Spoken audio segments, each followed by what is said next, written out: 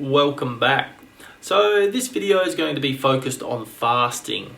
Now, fasting can have many applications as far as weight loss, autophagy, general health, or healing many other health issues. And for me, it's based around autophagy, which is the process where your body may recycle dead or damaged cells and do a lot of repairing. Now, on a keto diet or a keto carnivore diet, it seems like intermittent fasting becomes quite natural anyway. But like I said, we're going to talk about longer term fasting today. And I'm currently in the 47th hour of an 80-hour fast. Now, up to this point, I've had minimal hunger and I feel great. So I just thought I would share some of the things that I find help when I'm doing these longer term fasts. So, salt. So as we all know, electrolytes in the body need to be at a reasonable balance to feel optimal. And I feel like salt is one of the main key players when fasting that can be beneficial. So I'll generally add salt to my water a couple of times a day to try and keep this electrolyte balance in check. Now, just to hinge off of that, let's talk about water. I know I've discussed this at length in a previous video, how too much water can be detrimental in regards to flushing electrolytes from the system. And I know when people are hungry, they may use water as a tool to blunt their hunger, but just be aware that that excessive water intake can lead to flushing of these electrolytes and be detrimental. So I would just recommend adequate water. And as controversial as it may sound, even periods of dry fasting, what I've found since doing periods of dry fasting is it actually even reduces hunger further, and I haven't had any negative impacts since implementing that. Now, let's talk about coffee. So I'll drink black coffee 2 to 3 times a day when I'm fasting as well, and this is another controversial one, but all I can say about that is I enjoy coffee and it helps to make this fast more sustainable for me. So that's what this dietary lifestyle is all about long term, is making it sustainable and helping you make progress on your goals. So if that's what I need to do to make these fasts sustainable, then I don't see that as being negative. And as we all know, caffeine is a hunger suppressant, so it can be a little tool that you can use to keep hunger at bay.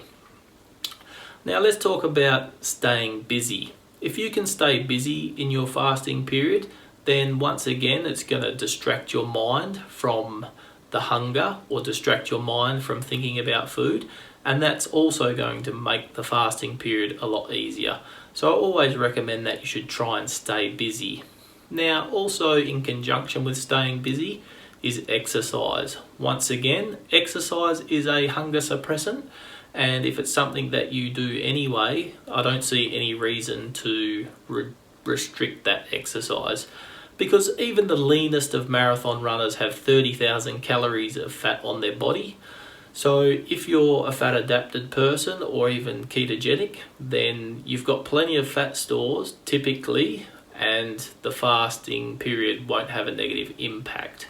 Now, as far as the exercise goes, I like to reduce my intensity to 70 or 80% during that fasting period, because I don't really want to push myself to the extremes in a depleted state. Now, the last thing that I want to talk about is support.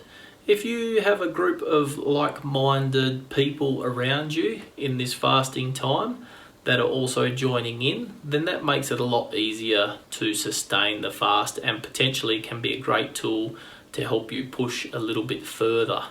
So if you need, don't be afraid to reach out, because I'm fasting every 4 weeks from between 60 and 80 hours depending on my schedule.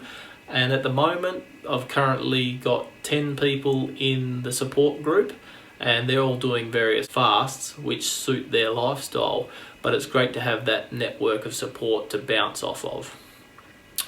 Now, also, just a little disclaimer, you don't wake up one day and decide to do an 80-hour fast. Generally, this is something that you build up to, and if you've been on a ketogenic diet for a while, it is a lot easier than if you're on a carbohydrate-based diet.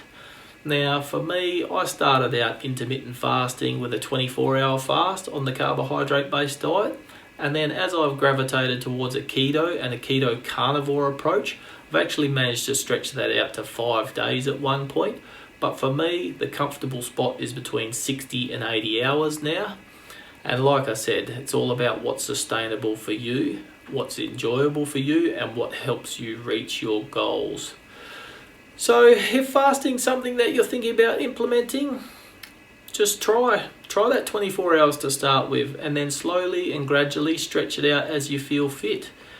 And like I say, everybody's different. You need to figure out what works best for you and helps you make progress on your goals.